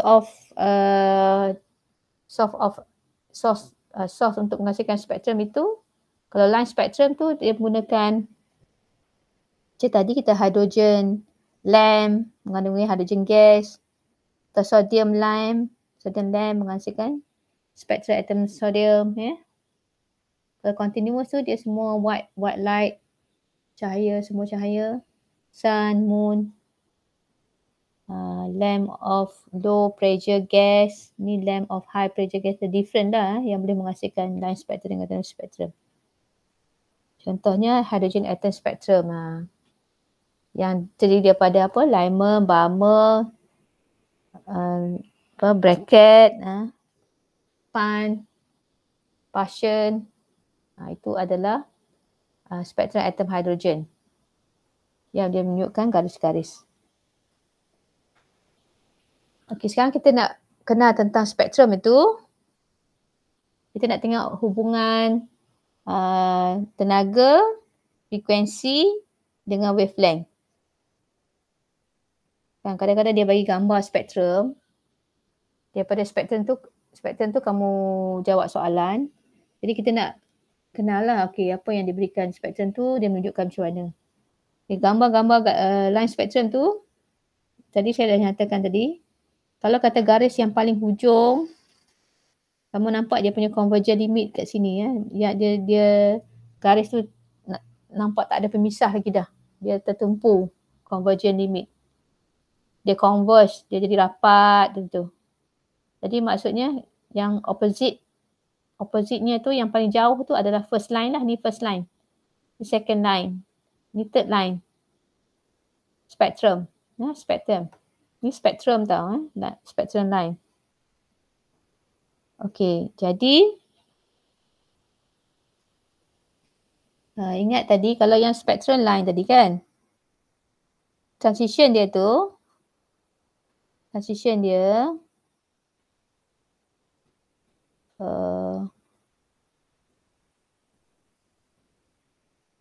energy level tu pun nampak semakin rapat Ni n equals to 1, ni n equal to 2, n equal to 3, n equals to 4, n equal to 5, okay. Jadi kalau elektron bergerak dari sini ke sini, dia akan menghasilkan garis yang pertama Tenaga yang terbebas ni akan menghasilkan garis yang pertama lah daripada n equals to. So garis pertama ni contohnya saya katakan sini, katakan Lyman series lah.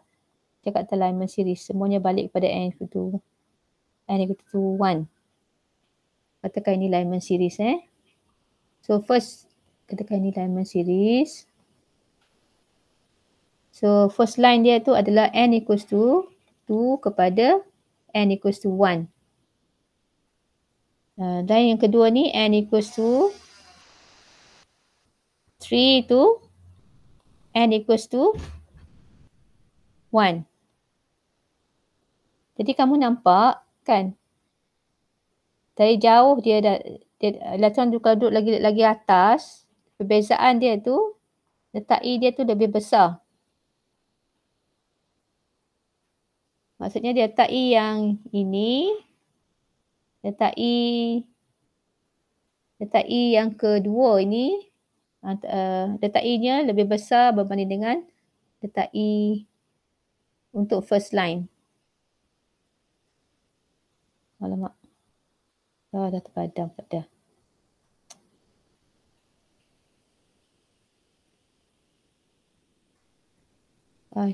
Terpadam. Tadi ni first line saya kata tadi. Allah. N equals to 1, n equal to 2, n equal to 3, n equal to 4. Bila duduk sini, pergi sini. Jadi first line ni adalah transition. Katakan ni Lyman series.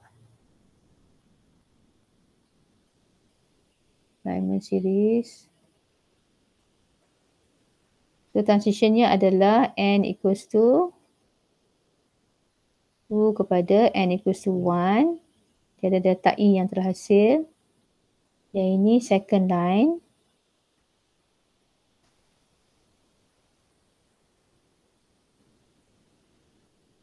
And dia sama juga daripada 3 kepada 1. Dia ada data E dia. So data E untuk yang second line greater bandingkan data E untuk first line. Dan sebab dia perbezaan ni, dia kalau duduk lagi atas, jadi tenaga different dia lebih besar lah. Jadi maksudnya first line tu tenaga dia lebih rendah banding dengan second line. Perbezaan tenaga yang dibebaskan untuk menghasilkan garis yang pertama adalah lebih rendah bandingkan tenaga yang dibebaskan untuk menghasilkan garis yang kedua. Okey, so data E. Data E dia, jadi data E semakin berkurang. First line lebih kurang. Second one lebih tinggi, lebih sedikit, lebih tinggi. Jadi kita ada hubungan tadi, data E adalah H kali dengan frekuensi, so frekuensi pun berkurang. Garis yang pertama tu frekuensinya lebih kurang, lebih kecil bandingkan garis yang kedua. Kalau dengan lambda, sebab lambda Hc frekuensi adalah C over lambda, jadi hubungan dengan lambda adalah Inversely proportional lah. Delta E kecil, frekuensi tinggi. Kan? Tapi kalau dengan 1 per lambda, dia berkadaran lah. Kalau kita kata 1 per lambda dengan 1 lambda. Tapi kalau kata dengan lambda, dia inversely proportional. Kan nampak kan? Delta E dengan lambda, dia inversely proportional. Delta E macam ni, delta E kecil, wavelength dia tinggi. Jadi first line ni, tenaga dia rendah, frekuensi dia rendah, wavelength dia tinggi. Garis yang pertama. Boleh? Garis yang pertama ini, delta E dia rendah, frekuensi dia pun rendah. 1 per lambda ni adalah bilangan, dia adalah wave number. 1 per lambda ni kita panggil wave number. Ni saya dah tunjuk kat atas ni. 1 per lambda adalah wave number. Wave number pun berkurang. Wave number berkurang. Tapi wavelength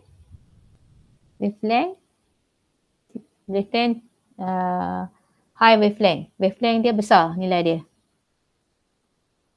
Okey, jadi itu hubungan kadang-kadang dia tanya tentang, dia suruh predict ke wavelength tinggi, wavelength besar atau kecil, atau frekuensi kecil ke besar. Kadang-kadang dia suruh predict. Okey, ini tentang pengionan bagi atom hidrogen. Determine the ionization energy of hydrogen atom. Kita nak determine IE, ionization energy. Kan dari definisi kamu dah belajar waktu di predict table. Oh, belum predict table belum. Sorry. Ini definisi untuk tenaga pengionan. Masa USES adalah predict table kan. Ionization energy is the minimum energy required to remove 1 mole of electron from 1 mole of gaseous atom. Tenaga pengionan is the minimum, kena letak tenaga minimum ni the minimum energy required to remove 1 mole of electron from 1 mole of gaseous atom. Contohnya hydrogen atom ni saya tunjukkan, ini nak mengionkan hydrogen atom. So 1 mole of electron is removed. Jadi elektron berada di belah kanan. From 1 mole of gaseous atom. Jadi bukan hydrogen gas molecule, bukan H2, hydrogen gas atom. H atom gas. So dia akan jadi H plus lah, buang 1 elektron. Bagi setiap atom, buang 1 elektron. Jadi tenaga yang diperlukan untuk kita keluarkan elektron untuk 1 mole hydrogen atom per mole. Tenaga tu kita panggil tenaga pengionan. Untuk jadikan hydrogen ion. Nak keluarkan elektron dari 1 mole hydrogen atom, kita panggil tenaga pengionan. Dan dia mesti dalam keadaan gas. Nilainya positif. Sebab minimum energy needed. Tenaga yang diperlukan untuk keluarkan elektron daripada 1 mole atom gases of hydrogen atom. Jadi elektron tu maksudnya elektron tu berada pada hydrogen atom tu, elektron tu berada pada atom, dia pada ground state n equals to 1. Asal elektron tu berada pada n equals to 1, dia punya ground state dia. Stable state dia, elektron tu berada pada n equals to 1, ground state. Tapi bila kita remove dia, kita keluarkan elektron ke n equals to infinity.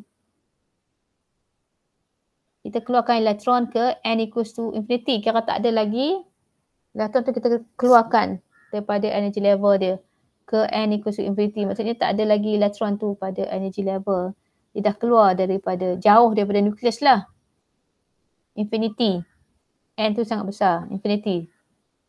Dia dah jadi ion tu, maksudnya elektron tu berada pada n equals to infinity.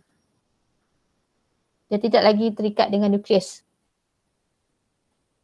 So ionization energy of hydrogen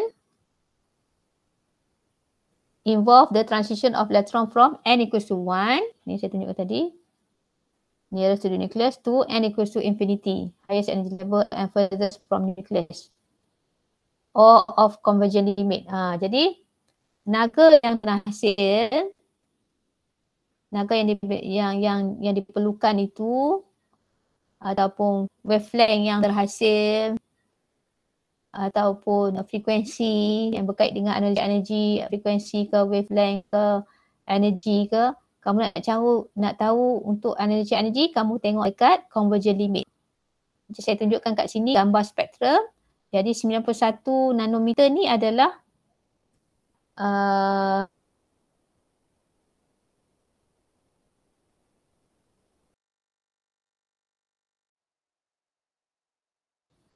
wavelength berdasarkan cahaya yang perlu cahaya diabsorb.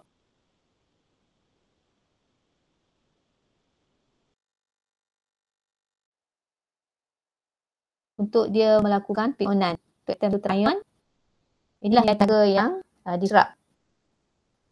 Jadi kalau nak tengok energy, kamu tengok dekat convergent limit sama ada dia kat sini dia letak E ke, dia bagi wavelength ke, dia bagi frekuensi ke. Yang at convergent limit ni lah yang untuk kita kira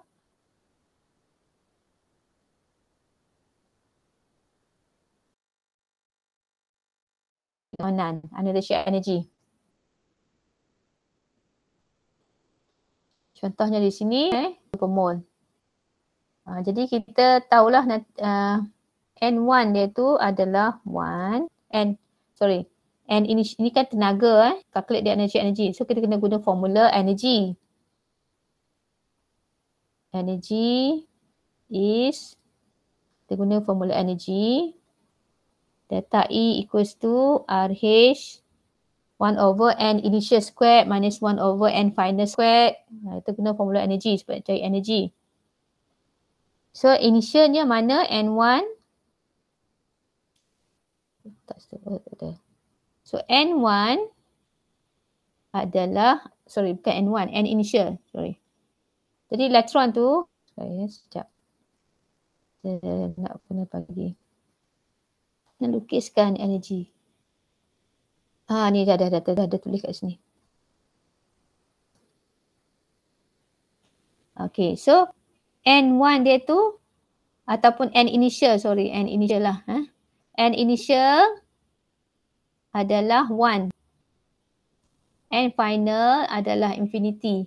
Kan? Sebab elektron tu kita keluarkan daripada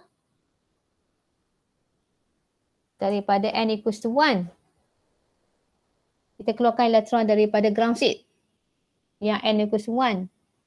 Kita keluar sampai elektron tu akan tercampak pergi ke sebab tenaga pengionan adalah kita keluarkan elektron kan. Jadi kita keluarkan, kita buangkan elektron, so elektron tidak lagi berada pada dekat dengan nukleus, so elektron berada jauh daripada nukleus, N equals to infinity.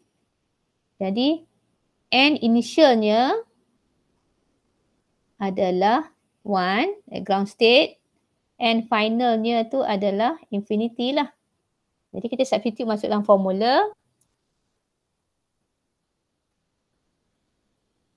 Okay, so 1 over N initial squared. Jadi initial squared tu N initial squared. Jadi 1 kuasa 2 lah. N final infinity. So gantikan 1 per infinity nilai dia kosong. 1 per nilai yang sangat banyak infinity. So kosong. So kita hanya dapat nilai ni lah. Nilai RH. Dalam joule. Okay, convertkan kepada kilojoule. Bahagi 1000. You bahagikan 1000. Nak convert dalam kilojoule.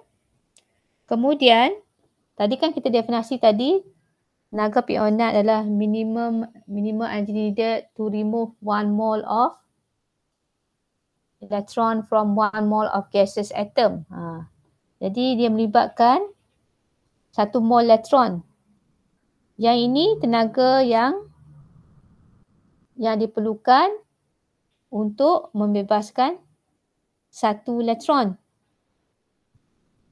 Kan? 2.18 times 10 power minus 21 kilojoule energy needed to remove 1 electron saja. 1 biji elektron je. 1 electron je from hydrogen atom. Ni baru untuk 1 elektron. 1 electron. Sekarang kita nak remove, tadi kita kata definasi dia to remove 1 mole of electron. Dengan definasi tadi, minimum energy needed to remove 1 mole of electron. Kita nak keluarkan 1 mole of electron. Okay. Jadi kalau nak remove 1 mole of electron, jadi kita kena kali dengan nombor Avogadro lah. Untuk 1 mole. 1 elektron, tenaga banyak ni. Kalau 1 mole elektron tu ada 6.02/1023 elektrons. Jadi kita dapatlah dalam unit kilojoule per mole. Jadi tenaga pengizonan bagi hydrogen atom approximately this much lah. 1312 kilojoule per mole. 1312 kilojoule. Lebih kurang 1300 kilojoule per mole. Ingat kita nak buat cari untuk 1 mole. Kena kali dengan nombor Avogadro. Nilai tadi convert dalam kilojoule kali dengan nombor Avogadro dapat adalah kilojoule per mole. Sebab nombor Avogadro ni per mole. Ini kilojoule. Ini kilojoule, ini per mole. Bilangan untuk 1 mole. Kita dapat kilojoule per mole. Jadi tenaga pengizonan mestilah kilojoule per mole. Kamu kena cari dalam kilojoule per mole. Yang ini baru untuk 1 elektron. Definisi kita, tenaga pengizonan adalah minimum energy needed to remove 1 mole of electron from 1 mole of gaseous atom. Jadi unit dia mesti kilojoule per mole. Take note Unit dia adalah kilojoule per mole. Kilojoule per mole. Take note. Untuk 1 mole elektron iaitu 6.02/1023. Kena kalilah dengan nombor Avogadro tu. Okey. Jadi sini saya ada contoh soalan. Misalnya nak mencari tenaga pengizonan. Jadi ingat sekali lagi kita tengok dekat conversion limit 91. Ini dia adalah lambda. Jadi lambda 91 nanometer.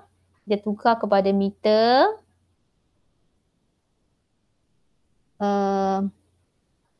Kali dengan, ini dia punya lari sikit Kali dengan 10 kuasa 9 ni Kali dengan 10 kuasa tolak 9. Oh, jadi tolak 10 lah. Aduh. Sini saya ubah soal sini lain pula dah. Kejap. So 91 kali dengan 10 kuasa nanometer kan. Nanometer you kena bahagi dengan 10 kuasa 9 ataupun 10 kuasa tolak 9. Untuk convertkan dalam meter. Sangat sensitif. Convertkan dalam meter. Oops.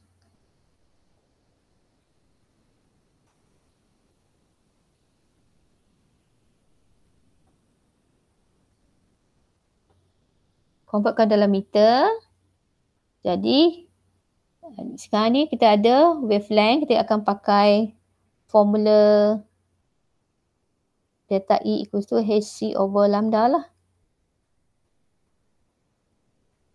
Pakai formula ni, Hc over lambda. Lambdanya dah ada. H, Planck constant, kali dengan speed of light, you dapat delta E. Delta E you dapat dalam joule. Bahagikan 1000, dapatkan dalam kilojoule.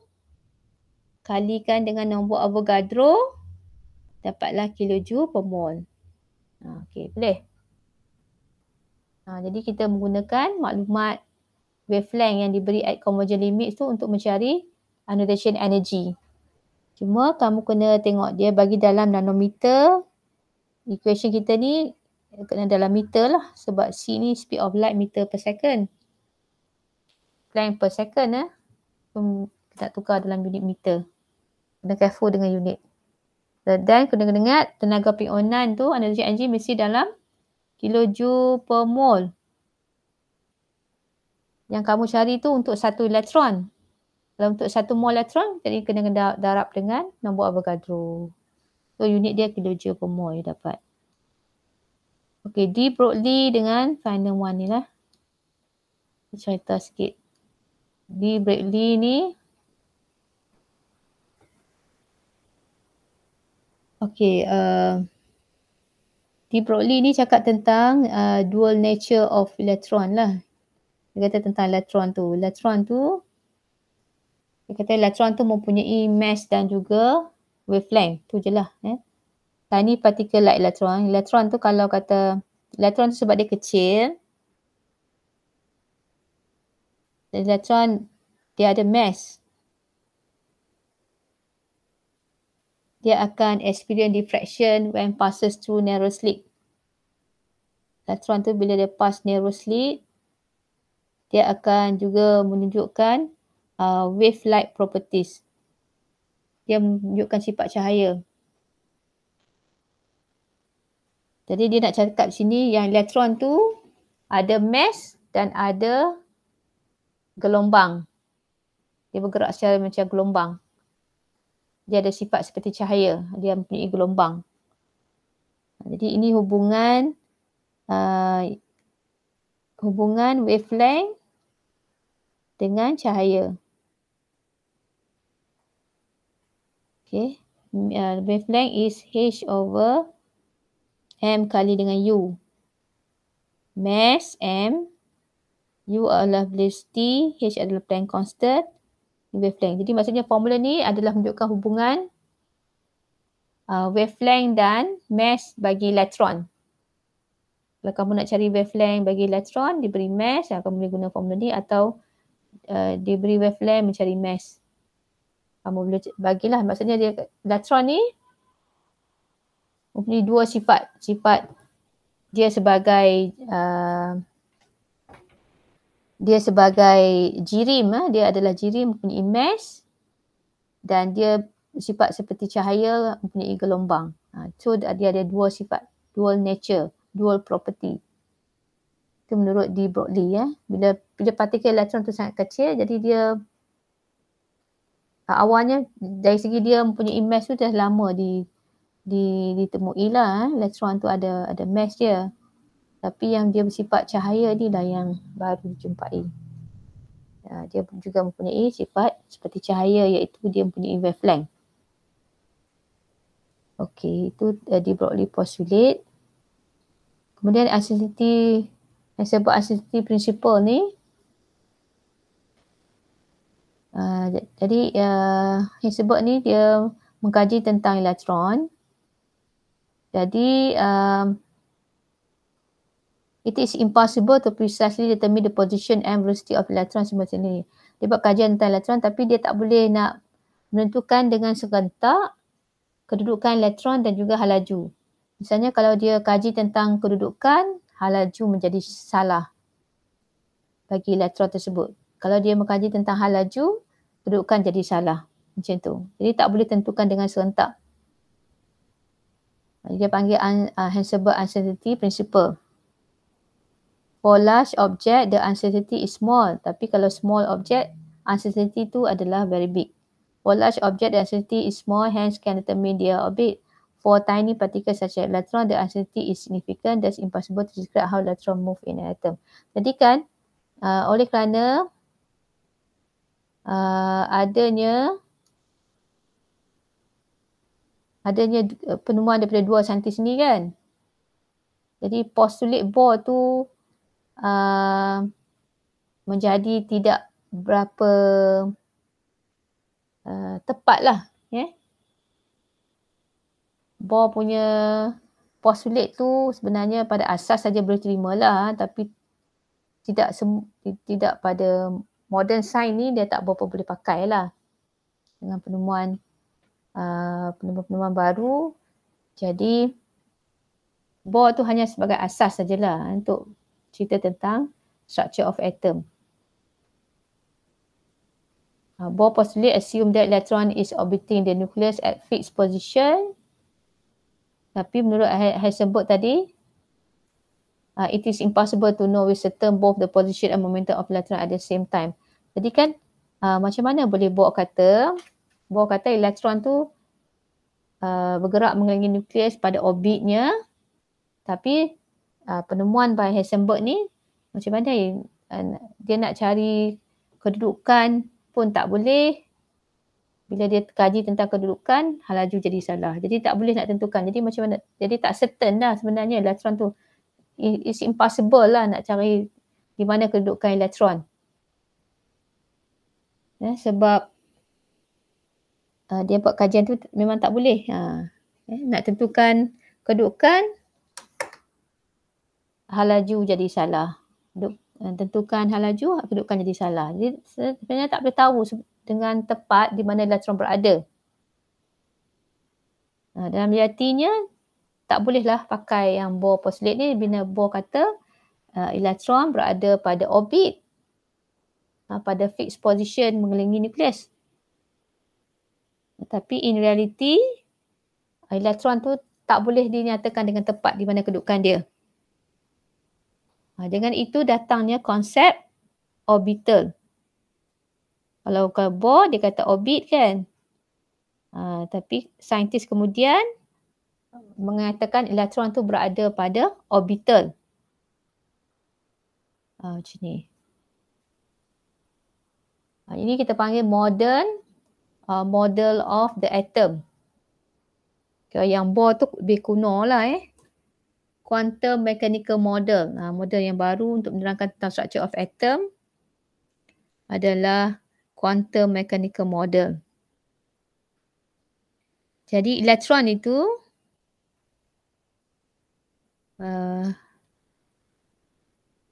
sekarang ni kita kata elektron tu berada dalam orbital. Orbital tu adalah a probability of finding electrons. Kita boleh kata dalam keberangkalian sahaja. Kita boleh kata dengan tepat, kita boleh hanya kata kemungkinan elektron berada di situ, keberangkalian. Kalau kata ikut Bohr tu, elektron berada pada orbit pada laluan dia, elektron berada pada laluan tu, elektron bergerak mengelilingi nukleus pada laluan tu. Tapi sekarang menurut quantum mechanical model, elektron tu kita tak boleh kata dengan tepat pada kedudukan dia, kita hanya boleh ada dia dalam kawasan yang tertentu. Jadi konsep orbital sekarang, elektron berada dalam orbital. Orbital tu adalah probability of finding electron. Jadi kita boleh imagine atom itu adanya nukleus ada center dan kita ada kawasan elektron. Kawasan di mana kita boleh menemui elektron. Ini saya tunjukkan kat sini. Electron probability density in the ground state of hydrogen atom. Okay, pada n equals to 1 ground state, elektronnya n equals to 1. Jadi elektron lebih banyak tertumpu pada around yang dekat dengan nukleus. Menjauhi nukleus lebih kurang ketempatan elektronnya.